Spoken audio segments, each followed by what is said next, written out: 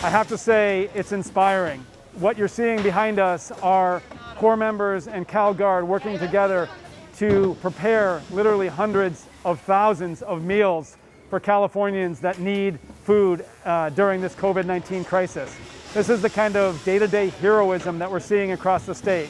People stepping up to make a difference in their communities. We have Conservation Corps members at 14 locations in food banks, over 250 members, and that's growing every day, supporting our most isolated, our most vulnerable in this time of crisis. Hey guys, I just want to say hello. So how many days have you guys been doing this? Well, we've been doing it for 2 weeks, right?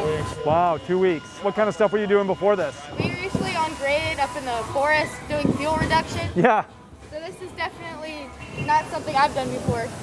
But I'm enjoying it. it's incredible. I mean, they're unsung heroes because whether it's a wildfire, an earthquake, flooding, I mean, these guys get in there and actually provide support to the CAL FIREs of the world, and this is no different. Who's the end consumer of this box? So Just as an example. just a resident in Sacramento County that comes to this distribution.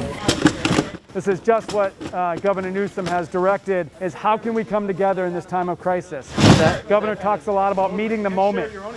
When I reflect on that, I think about this moment, this unprecedented, anxious moment that we're in, and how people can step up, being community members, being leaders.